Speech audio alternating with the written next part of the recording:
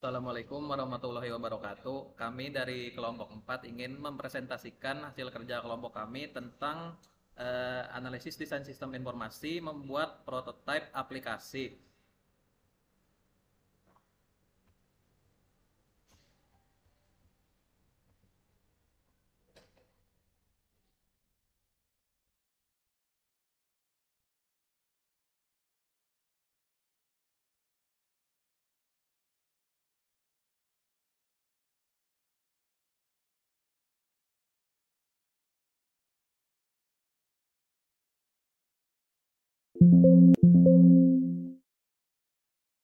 Ada nggak?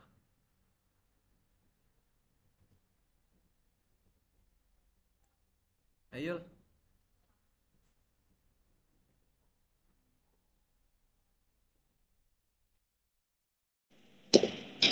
Tinjauan singkat tentang sistem yang sudah ada.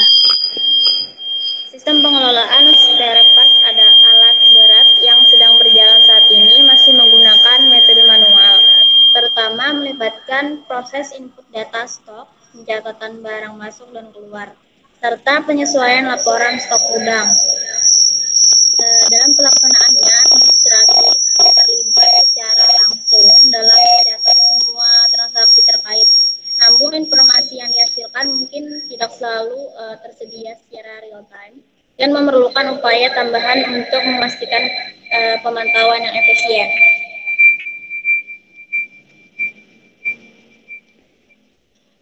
Evaluasi kelebihan dan kekurangan sistem yang sedang berjalan. Kelebihannya yang pertama, mudah digunakan karena tampilan antarmuka yang sederhana. Yang kedua, tidak memerlukan pelatihan yang ekstra bagi admin dan karyawan dalam pengoperasian sistemnya. Kekurangannya, aplikasi masih dalam tahap pengembangan, belum dilengkapi sistem keamanan dan hanya tersedia satu bahasa.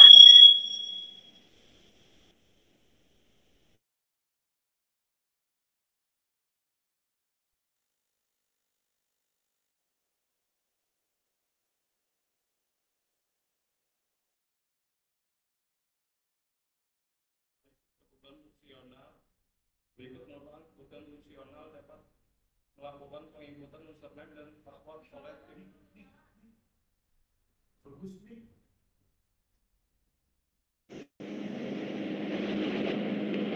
Analisis kebutuhan fungsional berikut merupakan kebutuhan fungsional.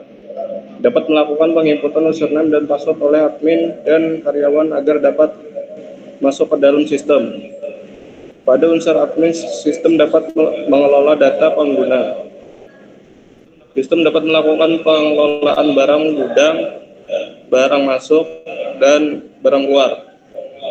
Dapat menampilkan ketersediaan barang. Dapat mengupdate barang yang ada di gudang, dapat melakukan pencarian baik pada menu data pengguna, barang masuk, dan barang keluar. Dapat melakukan pencetakan data barang masuk dan barang keluar.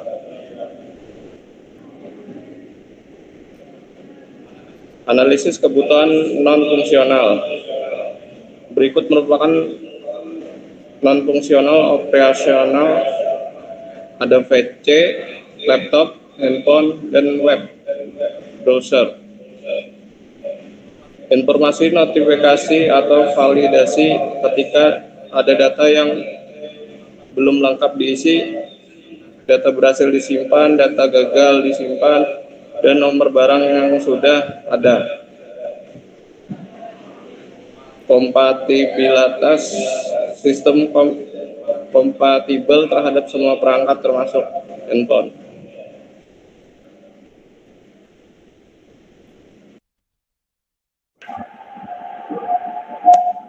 Berikutnya ada rancangan database. Jadi rancangan database-nya ada di sebelah depan ini, dan untuk hubungan antar tabel-tabelnya yaitu ada yang pertama ada tabel pengguna ke tabel barang masuk.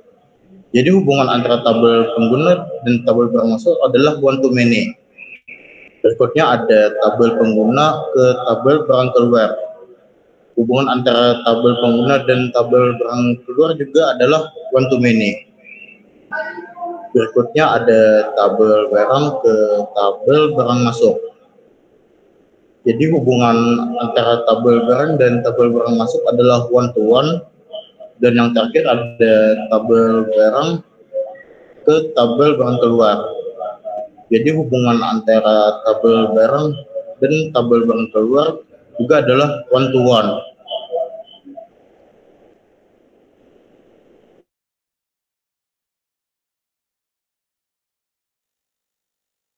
Berikut adalah rancangan model sistemnya. Sistem informasi pengelolaan spare part alat berat. Di sini ada dua user, yaitu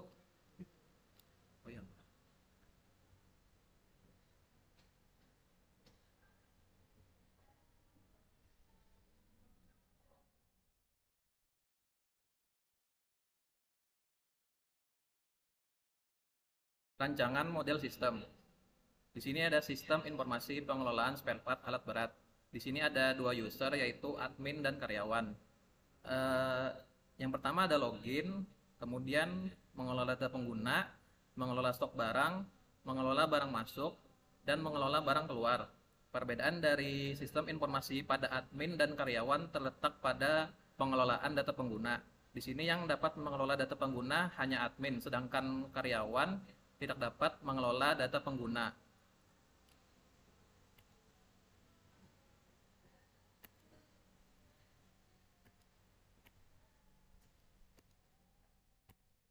Berikut contoh dari perancangan prototipe kami.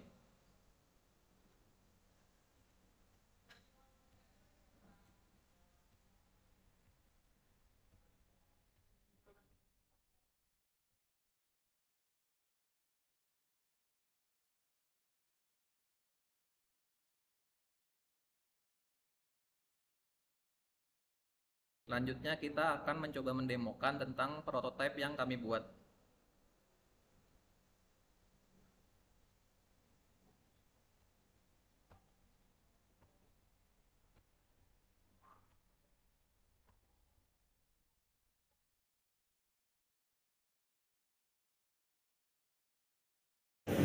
Ya, ini adalah prototipe yang kami buat, yaitu sistem informasi pengelolaan spare part alat berat. Pada awalnya kami akan melakukan sistem login seperti pada aplikasi umumnya. Lalu setelah kita melakukan login, maka kita akan berada pada halaman dashboard. Pada halaman dashboard ini akan menampilkan stok barang, total barang masuk, total barang keluar, dan juga user. Kemudian ada data pengguna. Pada data pengguna ini kita akan mendapatkan informasi tentang siapa admin, siapa karyawan, dan usernya beserta nomor telepon dan alamat. Kemudian data barang, ini adalah barang yang disetok pada aplikasi ini atau orang yang akan menyetoknya. Di sini akan tertera jumlah dan satuan. Dan kita juga dapat menambahkan data barang sesuai namanya dan jumlah dan satuannya. Lalu barang masuk itu bisa kita dapat mencarinya sesuai dengan nama barangnya. Lalu di sini kita akan ditampilkan oleh stok final, yaitu stok final itu stok awal dan stok masuk. Maka akan dijumlahkan. Lalu tanggal masuknya. Lalu siapa yang mengakses stok barang tadi akan tertera juga di sini. Lalu ada tombol action dan edit. Ini adalah data barang masuk. Kita akan memilih data barang masuk tadi, kemudian akan menotalkan jumlahnya dan tanggal masuknya. Lalu juga nama pengirimnya. Kemudian barang keluar. Barang keluar inilah barang yang dipesan oleh pengguna tadi dengan tampilan stok awal dan stok keluar, lalu stok final. Jadi kalau orang membelinya itu 5, maka stok 5 yang akan dicatat di stok keluar, maka stok final adalah sisa dari barang stok awal tadi. Kemudian jika kita sudah selesai, kita bisa keluar dari aplikasi tersebut. Ya.